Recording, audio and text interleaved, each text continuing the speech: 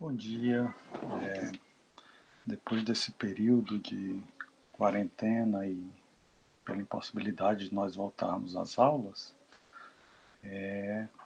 nós agora vamos dar um novo passo à nossa disciplina de pensamento econômico neoclássico, que é o passo de passar às aulas remotas. Eu vou passar para vocês pelo SIGA o cronograma das nossas aulas. A gente começa agora no dia 15 e a nossa sistemática será a seguinte. Nas segundas-feiras, eu sempre prepararei um material como esse e disponibilizarei esse material no SIGA para que vocês assistam a aula da segunda-feira. E quando chegar na sexta-feira, eu entro no Google Meet e convido vocês a entrar na sala de aula para a gente ter uma aula para discutir as questões ao vivo, todos nós, né? Então, pouco antes das 8 da manhã na sexta-feira, 7h30, 15 para as 8, eu mando o link para vocês. Vocês bastam clicar no link e aí vocês entram no Google Meet e a gente tem uma aula normal, como a gente tinha em sala de aula.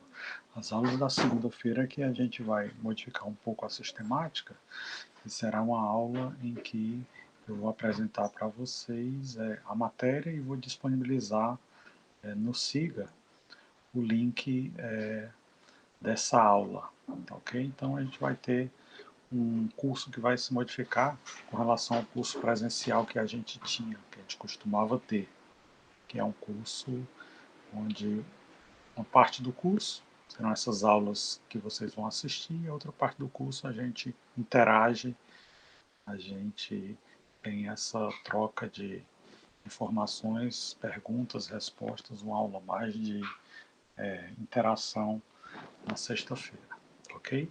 Então, para a gente retomar essas aulas, eu queria começar do curso desde o início. Essa primeira parte vai ser mais rápida, né, já que a gente começou em fevereiro esse curso, e agora eu estou retomando para ver se a gente pega nossos conceitos, né? Como eu falei no início do curso de Pensamento Econômico Neoclássico, há uma ruptura entre o pensamento clássico e o pensamento neoclássico que ocorre em função de uma revolução. Essa revolução é a revolução que é chamada de revolução marginalista, e a revolução marginalista ela ocorreu devido a um processo de desenvolvimento metodológico que foi dado basicamente por três autores de forma independente no final do século XIX. O primeiro desses autores é o autor austríaco Karl Menger, que ele escreveu em 1871 um artigo criticando a teoria do valor-trabalho, que é a teoria mais aceita pelos economistas clássicos. Mais ou menos na mesma época, no mesmo ano, o autor inglês Stanley Jevons também fez uma crítica à teoria do valor-trabalho, e 2 anos depois, o autor suíço Leon Valras ele escreveu de forma independente, sem conhecer o artigo dos outros dois, também uma outra crítica. Então, essas três críticas à teoria do valor-trabalho criaram um cisma na teoria econômica e foi o surgimento da teoria do valor-utilidade. E aí, com isso, começou a ser quebrado o paradigma clássico da teoria do valor e o surgimento de uma nova metodologia para explicar o valor do ponto de vista da ciência econômica. O que foi a quebra desse paradigma? Primeiramente, o que os clássicos trabalhavam com a teoria do valor-trabalho era que o valor de um bem dependia da quantidade de trabalho que era necessário utilizar para fabricar aquele bem. Então, os bens que necessitavam uma quantidade maior de horas de trabalho de um ser humano para fabricá-lo eram bens que deveriam ter valor mais elevado com relação aos bens que necessitavam de poucas horas ou poucos minutos para serem fabricados. Então, essa teoria é uma teoria muito baseada na noção de custos, ou seja, se o principal ou o único custo para fabricar um bem é o custo do trabalho, então o valor desse bem estará diretamente relacionado a esse custo. O que é que a Revolução Marginalista veio criticar? A Revolução Marginalista não ignorou o fato desse custo ser um custo significativo, mas ela veio criticar o fato de que utilizar custos para calcular o valor de um bem é algo que é limitado, ou seja, não explica toda a história. Nós precisamos de algo além disso para explicar o valor de um bem, e esse algo além seria exatamente quem irá decidir, quem irá consumir esse bem. Então, a ideia básica é: esse bem que vai ser fabricado, ele precisa ser consumido por alguém. E essas pessoas vão desejar consumir esse bem?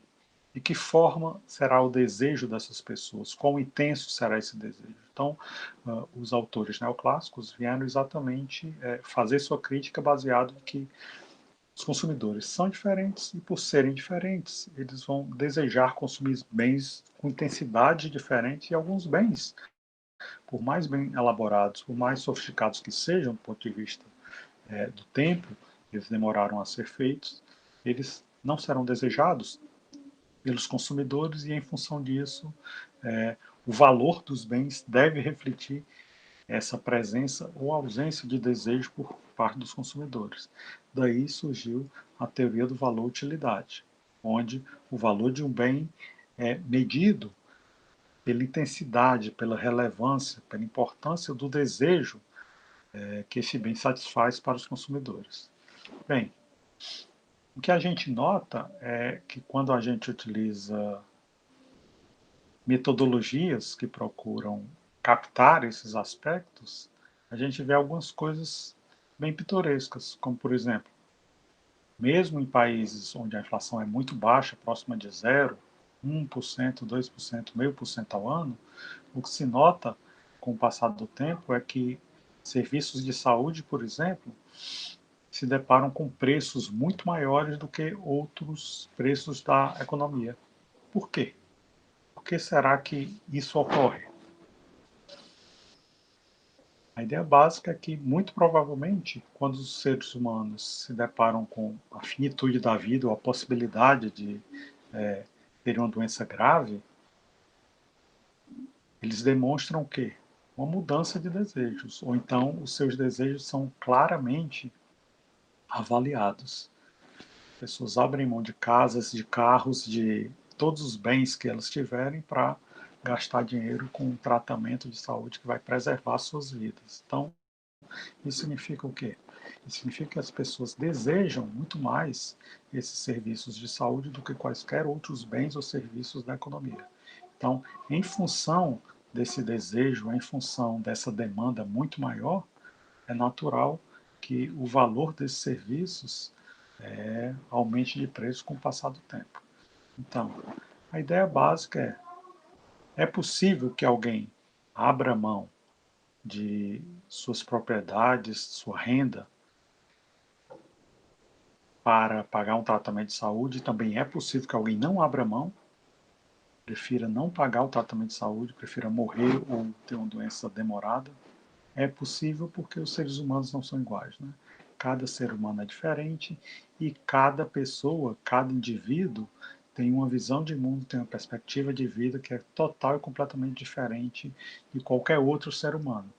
Em função disso, um segundo aspecto que é extremamente relevante para essa quebra do paradigma clássico na economia é a mudança de metodologia que os clássicos utilizaram para uma nova metodologia utilizada pelos neoclássicos, que é o individualismo metodológico. Ou seja, o paradigma que passou a valer a partir da Revolução Marginalista é que não faz mais sentido nós imaginarmos que duas pessoas que pertencem à mesma classe social vão se comportar rigorosamente da mesma forma. Ou seja, eu imaginar que dois estudantes vão reagir da mesma forma a uma aula, às provas, aos incentivos, ou se em um departamento dois professores vão ter o mesmo ponto de vista sobre qualquer ponto, era algo que os neoclássicos vinham a criticar bastante, porque eles diziam que não é possível que nós consigamos pôr as pessoas numa caixinha e esperar que todas as pessoas dessas diferentes caixinhas fossem comportar da mesma forma. Eu ponho as pessoas na caixinha do proletariado, ponho as pessoas na caixinha dos proprietários de terra, eu ponho as pessoas na caixinha dos industriais, as pessoas na caixinha dos trabalhadores que trabalham na terra, né, os agricultores, e todas as pessoas dentro de cada caixinha vai se comportar da mesma forma. Os marginalistas não aceitaram isso e, em função disso, houve uma mudança de paradigma, onde o paradigma neoclássico passa a tratar cada indivíduo como um ser único, que, de acordo com sua formação, sua cultura, o ambiente em que ele viveu, em que ele foi criado, o país, a cultura, o espaço geográfico em que ele viveu a sua vida, todo o panorama político, social e econômico vão ser uma série enorme de fatores que vão fazer com que esse indivíduo construa a sua escala de preferências, construa os seus desejos e, dependendo dessas características, ele vai tomar a decisão. Então, a ideia básica dos neoclássicos é de que não há um ser humano igual a outro e, portanto, cada ser humano vai ser uma célula de tomada individual de decisão. Não é mais possível fazer como os clássicos faziam, por todas as pessoas dentro de uma bolha onde todo mundo pensa igual. Então, as pessoas passam a ter visões completamente diferentes. Essa visão tem que ser uma visão individual.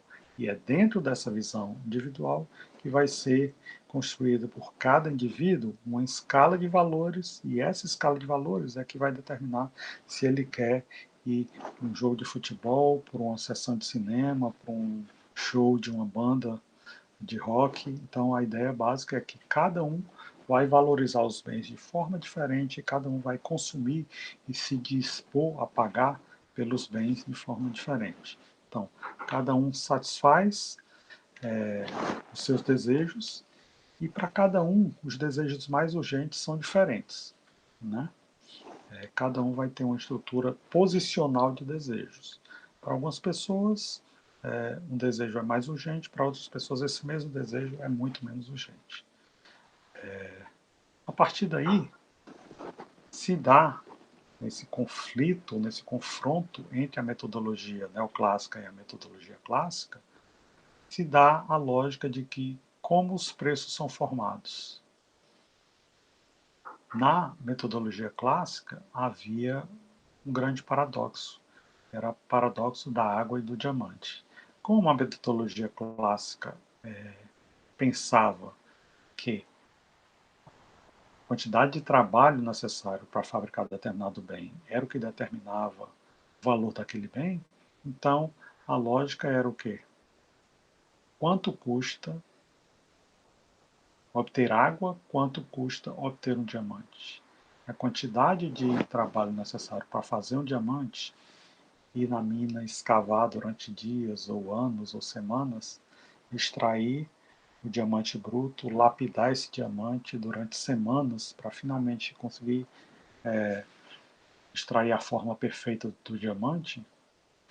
Em contraposição, aí na fonte de água, pegar água, a quantidade de diamante é muito maior do que a quantidade de trabalho necessário para fazer o diamante, é muito maior do que a quantidade de trabalho necessário para fazer a água. Os clássicos pensavam que isso poderia justificar o fato do valor do diamante ser muito mais elevado do que o valor da água. Então, a ideia é que o diamante vale mais do que a água pela quantidade de trabalho necessário para fabricá-lo. Mas de onde é que vem o paradoxo? O paradoxo é: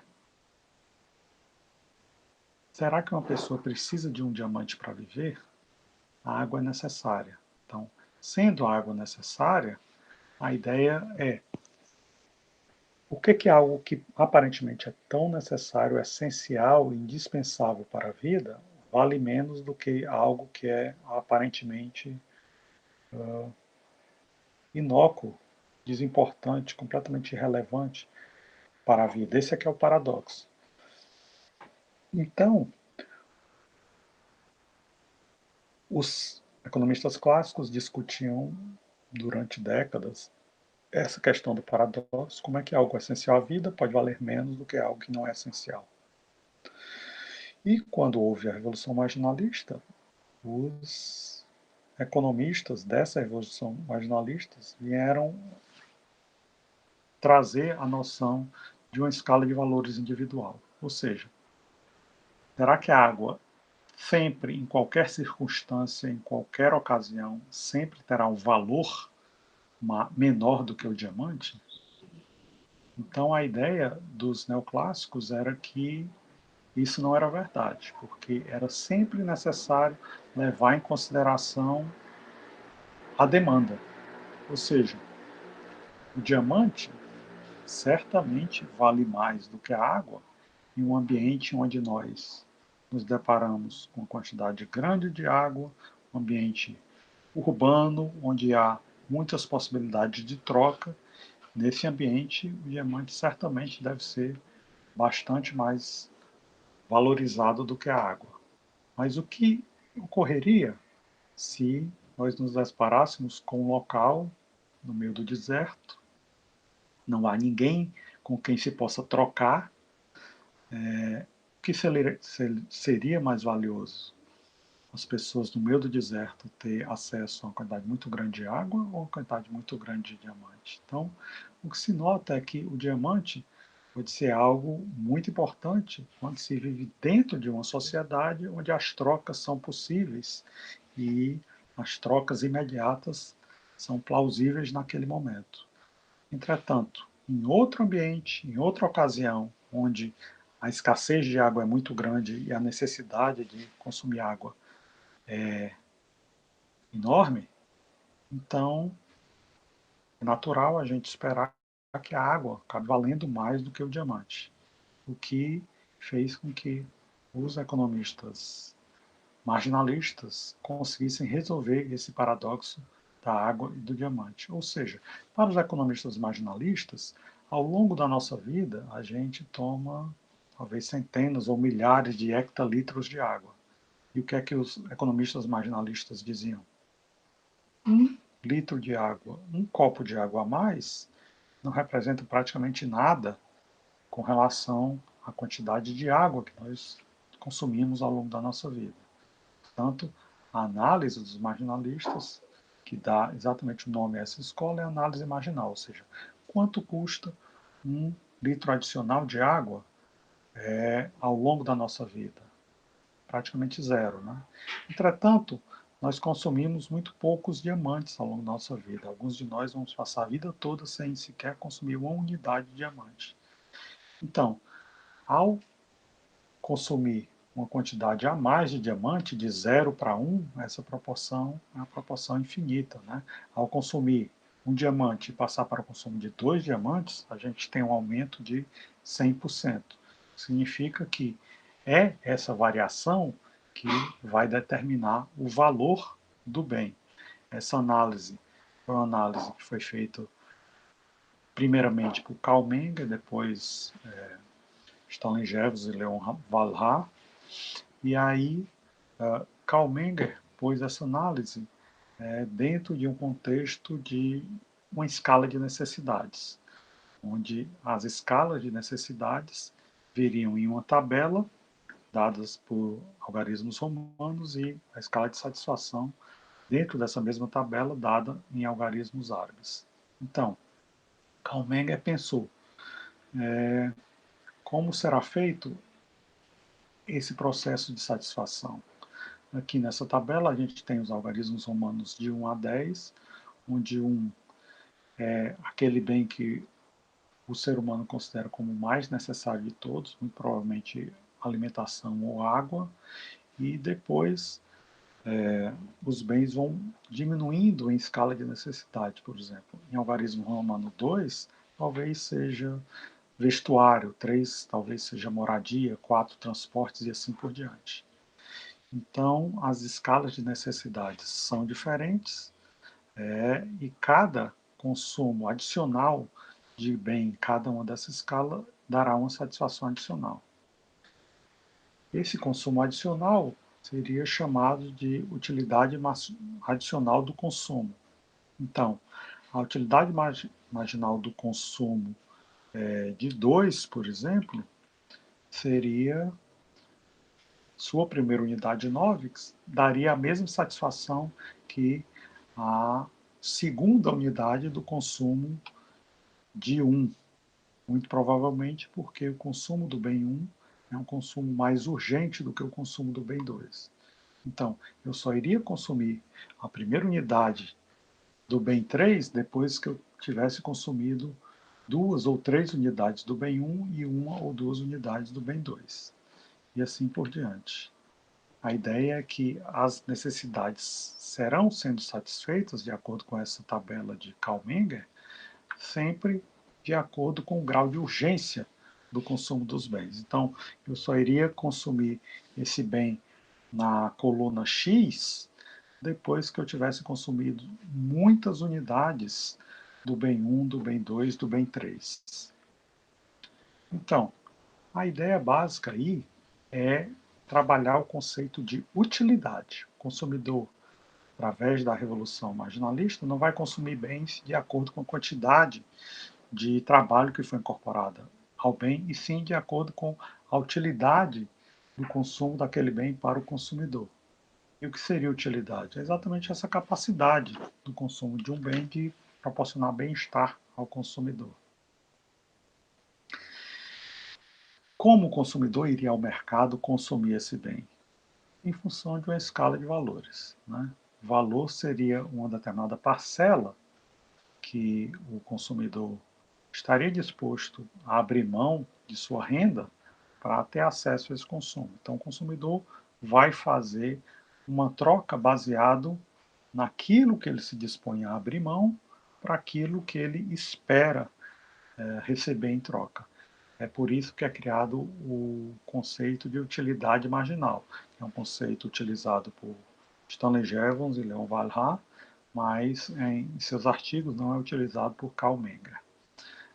E a ideia desses três autores é que eu vou deixar de consumir esse bem que eu já venho consumindo quando um consumo adicional desse bem não der a utilidade esperada do consumo de um outro bem que custe o mesmo preço. Então, se eu tenho R$10 para gastar no bem e eu gasto com alimentação, eu não vou gastar R$10 a mais quando eu quero agora, já comi o suficiente, eu quero agora beber uma bebida. Então, esses R$10, ao invés de serem alocados uma quantidade adicional de alimentos, vão passar a ser alocados numa quantidade de bebida. Então, é assim que o valor visto pelo indivíduo vai ser o determinante para que o consumidor aloque sua renda no consumo de diferentes bens, sempre levando em consideração a noção de utilidade marginal.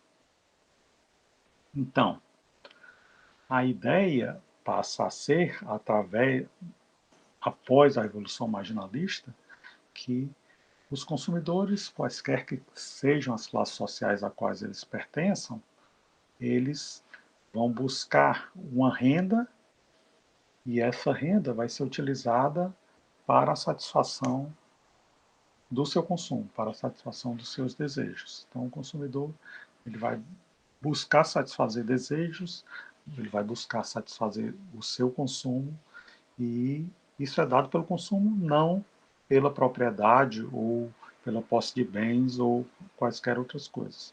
Propriedade de uma casa pode ser útil ao consumidor no momento em que ele usufrui o bem-estar de morar naquela habitação. Entretanto, pode ser que em determinado momento ele possa pensar: eu prefiro vender minha casa, morar em outro canto para utilizar essa renda para satisfazer o consumo com outras coisas.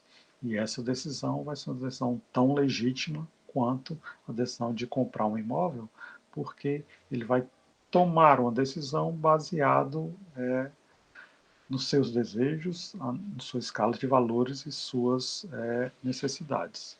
Isso, obviamente, é fácil da gente direcionar para bens de consumo final. E o que acontece com os bens de consumo que não são bens finais, são chamados bens intermediários ou bens de produção? Esse processo de tomada de decisão do valor vai ser utilizado pelas empresas que compram insumos para produzir os bens. Só que esses bens não são bens que são comprados pelo consumidor final, são bens que são utilizados para fabricar produtos e os consumidores vão comprar os bens finais, que são esses produtos que foram fabricados com esses insumos.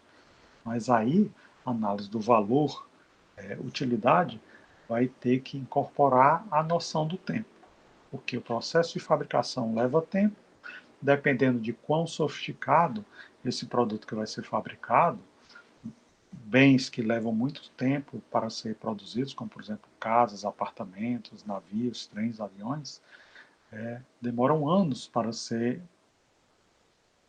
chegar no produto final a ser vendido. No entanto, durante esse período de meses ou anos, a empresa precisa ficar comprando bens intermediários para adicionar no processo de fabricação para finalmente conseguir produzir o bem final. Então, esse processo leva em consideração o tempo, é por isso que os bens intermediários, eles são bens de produção e eles são utilizados na economia, gerando um processo em que, quanto mais sofisticada a economia, mais bens intermediários essa economia produz e, portanto, mais valor, consumo e bem-estar essa economia gera. Só que esse processo de produção é um processo de produção muito mais demorado. Bens mais simples, como por exemplo alimentos, eles costumam ser produzidos com uma rapidez maior, são bens que não são trabalhados de forma muito sofisticada, porque no processo de colheita os bens praticamente já estão prontos para serem consumidos. Então, esses bens levam menos tempo para serem produzidos e o período de tempo, quanto mais demorado ou quanto mais sofisticado seja o processo de produção, isso significa que é necessário utilizar uma série de instrumentos que são os bens intermediários, que a gente chama também de bens de capital, e esses bens intermediários eles podem adicionar um aumento muito grande da produtividade na economia. Por isso a gente tem esse esquema de o tempo de produção vai implicar um aumento da produtividade, que vai implicar um aumento no valor da utilização do capital que foi necessário para produzir esses bens mais sofisticados. Muito bem. Entretanto, com essa revolução marginalista, se utilizou uma série de conceitos para fazer a diferenciação entre esse paradigma clássico e o paradigma neoclássico, e um dos conceitos muito importantes foi o conceito de custo de oportunidade. É um conceito que foi trazido pelo economista alemão Friedrich von Wieser e pelo economista austríaco Eugen von Bombawerk, que criaram esse conceito classificando o custo de oportunidade como sendo o custo que alguém tem a utilizar o capital que deixa de ser empregado para outro fim. Então, se eu utilizo o capital para esse fim, eu estou tendo um custo de oportunidade que é não utilizar esse mesmo capital para outro fim. E a questão, então, vai ser: devo eu utilizar esse capital dessa forma ou não? Há várias possibilidades da gente ver esse processo de escolha. Né? Um estudante que começa a comprar vários livros de medicina, porque ele quer se formar em medicina, ele vai ter um custo de oportunidade muito significativo ao comprar esses livros, porque não está utilizando esse mesmo dinheiro para comprar outros livros ou para dar outro fim a esse dinheiro, comprando bens de consumo. A ideia é que esse estudante pensa, quando ele se formar médico, quando começar a exercer a profissão, ele vai ter uma profissão, vai ter uma especialização, vai ter uma renda que vão compensar todo esse custo de oportunidade que ele estiver tendo. Qual é o grande problema? O problema é, será que ele deseja se tornar médico? Será que ele vai ser um bom profissional? Será que ele está fazendo isso porque os pais o forçaram a estudar medicina, mas na verdade ele queria estudar engenharia ou economia ou direito? Então, o valor dessa decisão é muito subjetivo e vai depender é das preferências individuais. Por isso que a economia neoclássica utiliza uma metodologia individualista, que é para comparar aquela tomada de escolha por parte do indivíduo. É possível comparar os custos que um estudante de medicina tem entre comprar livros de medicina e os custos que um estudante de direito tem ao comprar livros de direito?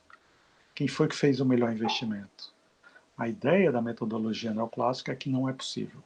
Não é possível comparar quem foi que tomou uma decisão melhor para o bem-estar entre dois indivíduos diferentes, porque Karl Menger diz o quê? Que a metodologia deve ser absoluta, completamente individual, ou seja, é o próprio indivíduo que vai tomar uma decisão e ele busca o seu bem-estar individual. Pode ser que para o estudante de medicina não exista nada melhor do mundo do que estudar medicina. A mesma coisa para o estudante de direito. Não existe nada melhor do mundo do que estudar direito e se formar, se tornar um advogado. Então, a ideia é, não existe uma coisa que é a melhor decisão para todas as pessoas do mundo. Cada indivíduo vai tomar uma decisão baseada em sua escala de valores e, portanto, cada indivíduo vai se deparar com um custo de oportunidade diferente. Entretanto, isso acaba entrando em conflito com uma série de questões de convivência em comunidade, como, por exemplo, a legislação tributária. A legislação tributária se baseia que pessoas que têm uma renda de R$ 1.000 por mês devem pagar o mesmo imposto, pessoas que têm uma renda de R$ 5.000 por mês devem pagar o mesmo imposto, e pessoas que têm uma renda de R$ 10.000 por mês devem pagar o mesmo imposto. Entretanto, essa metodologia individualista nos mostra que essa legislação tributária, ao tentar cobrar impostos iguais de pessoas com mesma renda, pode estar gerando desigualdades pelo fato de que as pessoas, por terem valores diferentes, farão escolhas diferentes com essa mesma renda.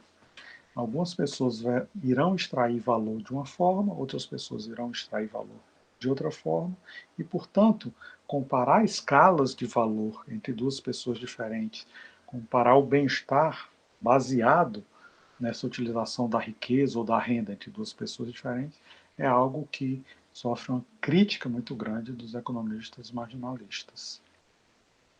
Isso porque nós temos as duas leis de Gossen. Né? A primeira lei de Gossen, ela diz que uma utilidade adicional do bem vai diminuir quanto mais esse bem será consumido.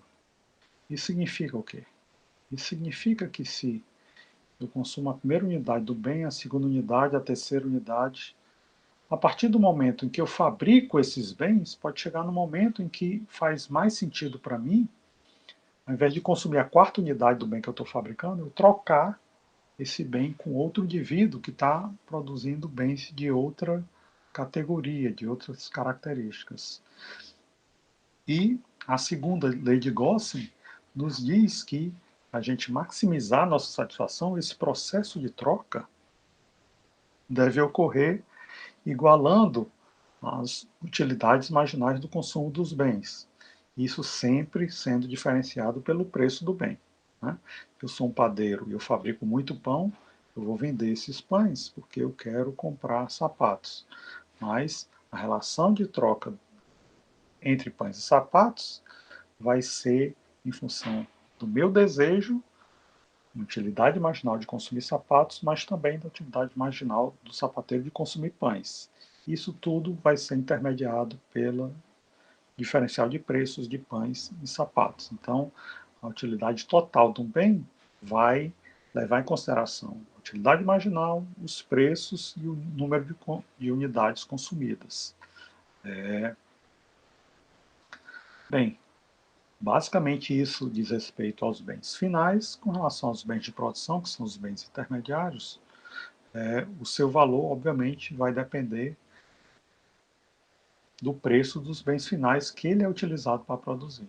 Se uma fábrica de computadores utiliza muitas máquinas e equipamentos, O custo do capital dessas máquinas e equipamentos vai ser dado pelo preço que eu vou conseguir ao vender esse computador. Se eu não consigo vender o computador por um preço muito alto, eu vender o computador por um preço muito baixo, porque esse mercado é muito competitivo, então isso automaticamente já vai diminuir o preço dos bens de capitais que eu emprego na minha fábrica. Então, obviamente, esse preço do bem de capital também tem que levar em consideração o fato de que, na maioria das vezes, a empresa pega dinheiro emprestado dos bancos para comprar esse bem de capital e, no final, vai pagar esse empréstimo. E esse empréstimo, o custo desse empréstimo também tem que levar em consideração os juros, que depende do tempo que o processo de produção ocorreu. Então, o processo de produção ocorre, quanto mais sofisticado for o bem, mais demorado é esse tempo. Esse tempo serve para quantificar o valor dos bens de capital que esse processo produtivo necessita para produzir os bens finais, mas também esse tempo vai determinar o valor dos juros que deve ser pago pela empresa que comprou, que adquiriu esses bens de capitais através de um empréstimo. Bem, dado isso, a gente chega na parte final dessa nossa primeira aula, que vai exatamente resgatar esse teórico austríaco chamado Eugen von Bombawerk, que foi um crítico da escola clássica, já que a escola clássica tinha uma teoria do valor-trabalho, e essa teoria do valor-trabalho dava importância muito grande à quantidade de trabalho incorporado, mas não explicava muito bem a questão de produção de bens com um espaçamento muito grande de tempo. É exatamente por isso que a teoria clássica muitas vezes não dava respostas favoráveis com relação à existência de taxa de juros. Bem, o que é que se pode dizer a respeito dos juros? Primeiro, existe uma noção bastante religiosa com relação aos juros, né? As grandes religiões monoteístas, judaísmo, cristianismo e islamismo, sempre trazem em seus textos sagrados uma reprimenda muito grande a que um fiel empreste dinheiro a juros para um fiel da mesma religião, né? Entretanto, o grande problema é que os sistemas econômicos não conseguem funcionar sem uma taxa de juros, porque a taxa de juros é exatamente o diferencial de utilizar uma determinada quantidade de riqueza hoje com relação a utilizar essa mesma quantia no futuro. Utilizar dinheiro para consumir algo hoje é algo bem diferente de utilizar essa mesma quantidade de dinheiro no futuro. E o que é que vai fazer essa troca entre hoje e o futuro? Exatamente a taxa de juros. Com essa condenação feita pelas grandes religiões monoteístas, os fiéis tinham que encontrar alguma forma de suas economias funcionarem sem tentar burlar essa lei religiosa. E as instituições, as sociedades que conseguiram criar leis para melhor trabalhar essa questão dos juros, foram sociedades que prosperaram muito mais, porque o juros é essencial às trocas econômicas.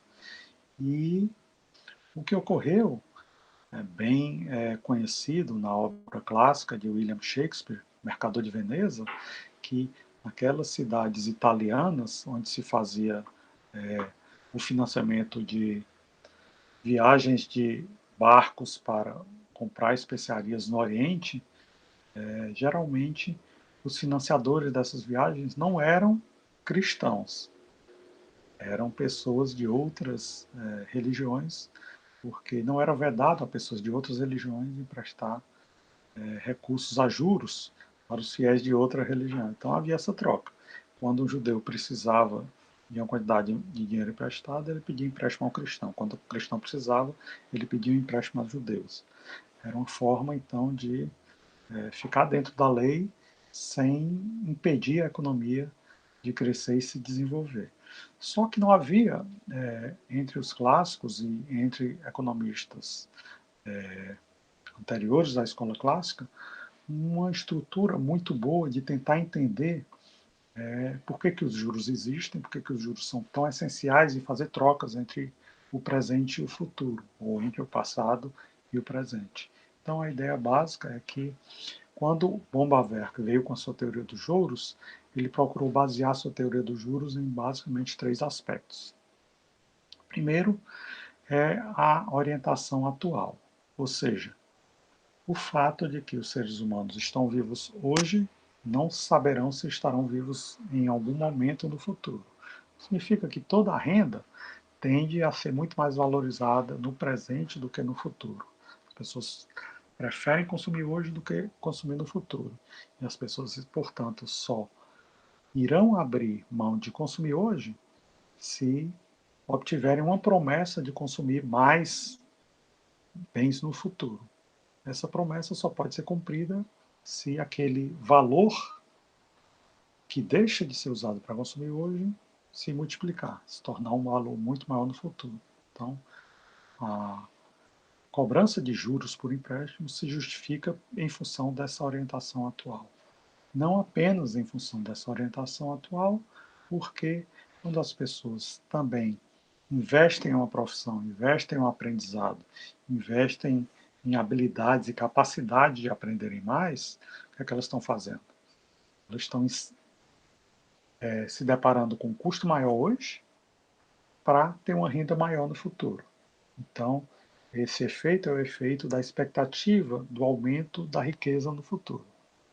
Nem sempre essa expectativa é muito bem estimada, né? Muitas pessoas se deparam com custos grandes no presente e esses custos não são compensados por uma renda maior no futuro, então acabaram se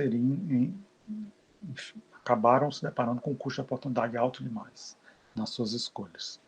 Mas, como as pessoas têm sempre essa expectativa de um aumento da riqueza delas no futuro, então esse efeito renda acaba gerando com que as pessoas pensem que, para eu abrir mão de renda hoje, só se eu tiver bem mais renda no futuro. Como no futuro eu serei mais rico, então eu posso pensar em investir ou em consumir determinadas coisas hoje, porque no futuro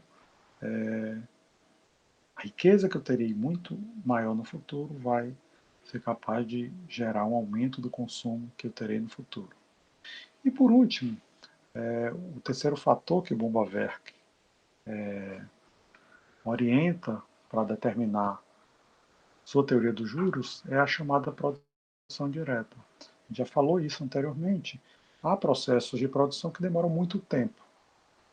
As pessoas começam a comprar bens de capital, começam a comprar insumos, começam a estruturar sua fábrica, contratar trabalhadores, estão inserindo uma série de aspectos que aumentam muito o custo de produção, para só depois de muito tempo começar a receber receitas pela venda de seus produtos. Então, quando o processo de produção é muito demorado, é necessário que esses bens de capital, que esses insumos sejam financiados.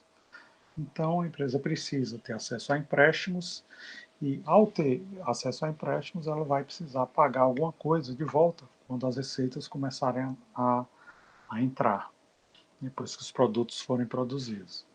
Então, a existência de bens de capital, ou seja, aqueles bens que são adquiridos pela empresa, mas que não serão vendidos, serão utilizados pela empresa para modificar os bens, para fazer o processo de aumento do valor dos bens, modificando os insumos, isso gera a necessidade de, como o processo de produção é muito demorado, então existe a necessidade de pagar os juros. Os juros, portanto, seria a noção de um ágio ou um prêmio pelo risco de começar qualquer negócio, pelo risco de, quando eu for começar a vender meu produto, os preços não necessariamente serão iguais aos preços atuais, então isso é muito arriscado. Se isso é muito arriscado, então alguma coisa tem que acabar cobrindo esse risco. E, ao cobrir esse risco, nós teríamos a taxa de juros. Bem, ao completar essa noção de taxa de juros, um economista britânico chamado Francis Edworth criou a noção das curvas de indiferença. As curvas de indiferença nos mostram que quando um consumidor se depara com a escolha entre consumir dois bens ou duas cestas de bens, o consumidor sempre vai ter preferência por consumir a maior quantidade possível desses bens. Então, as curvas de diferença, elas nos mostram combinações infinitas de consumo de dois bens ou de duas cestas de bens, mostrando que a utilidade do consumidor vai aumentar quanto mais possibilidade esse indivíduo terá de consumir quantidades maiores desses bens. E, quando a gente tem desde a origem até o infinito quantidades ótimas de consumo desses dois bens para o consumidor, essa trajetória descrita por essas quantidades ótimas vai ser chamada de curva de contrato. A curva de contrato de Edworth é obtida quando a restrição orçamentária que o indivíduo tiver, ele toca essas as infinitas restrições orçamentárias tocam essas infinitas curvas de indiferença em seus pontos ótimos.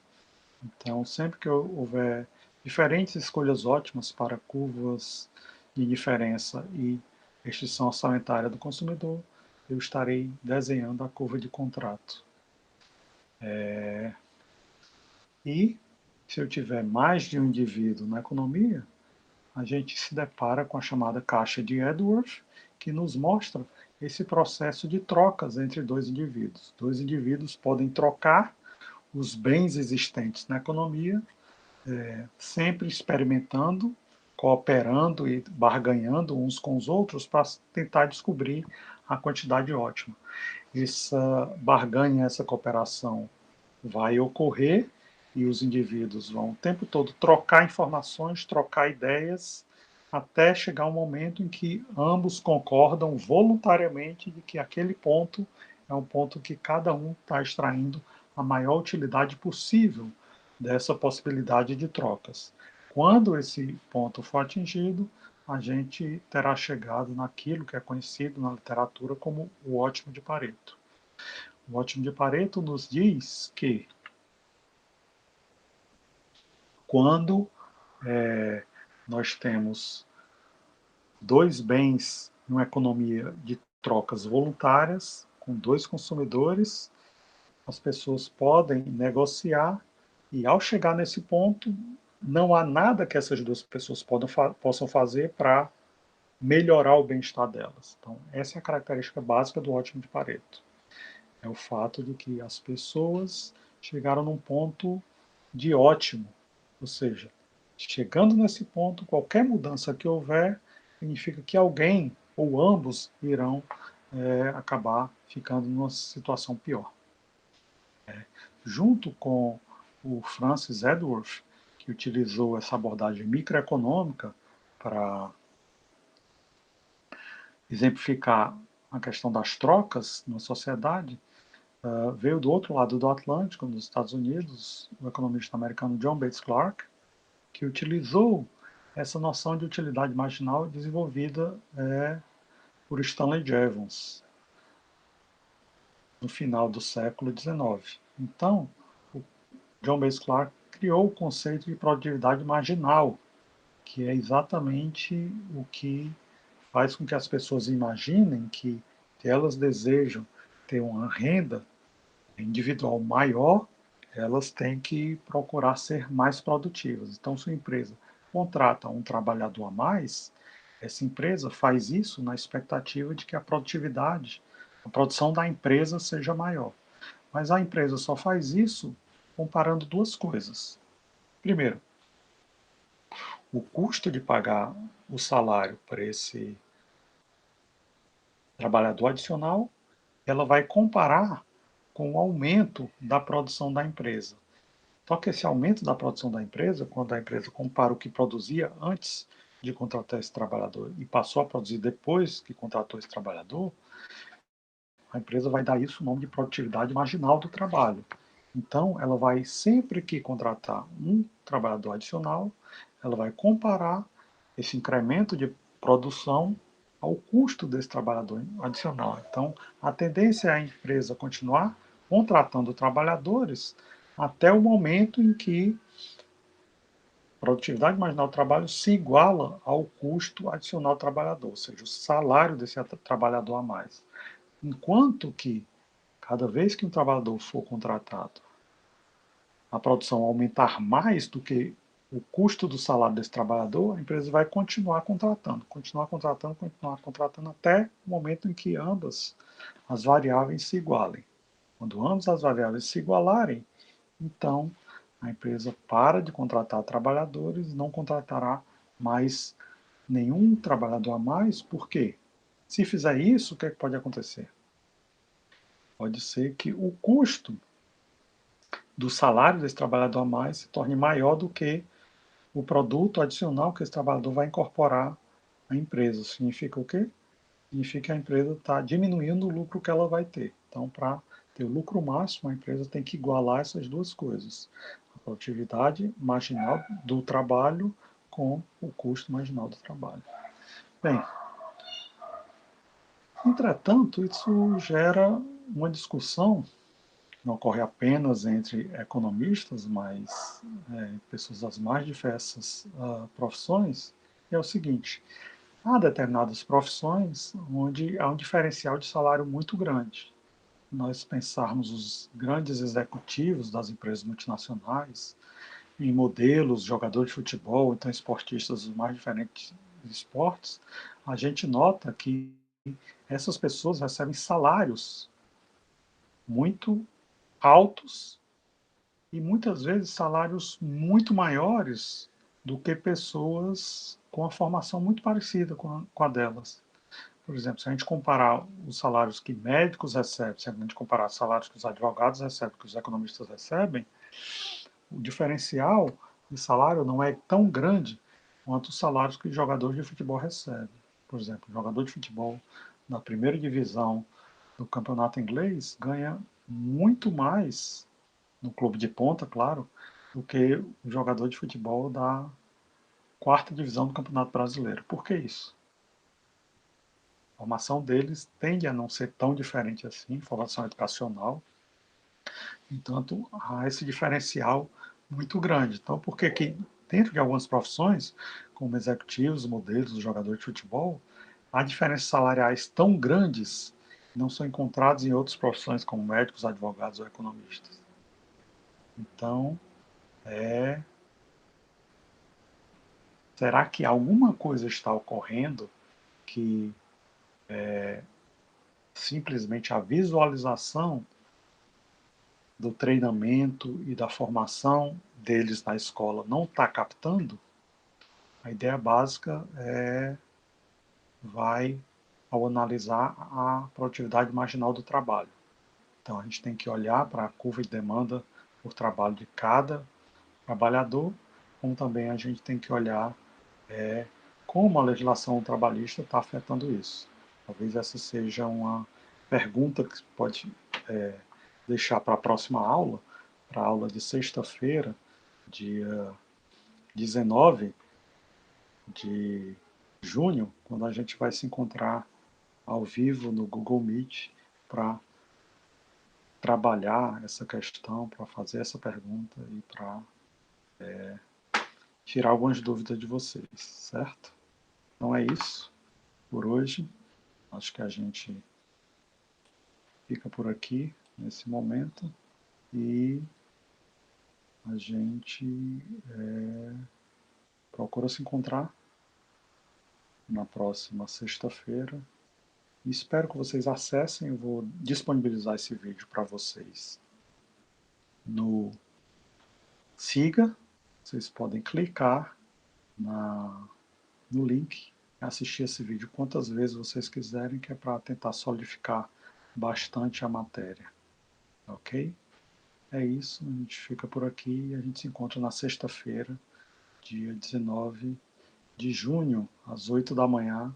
Eu mando para vocês o link pelo Siga pouco antes da gente começar a aula. 15 para as 8, 7h30 da manhã. Eu mando o link e a gente começa a aula às 8 horas. Até lá. Tudo de bom e uma boa semana. Tchau.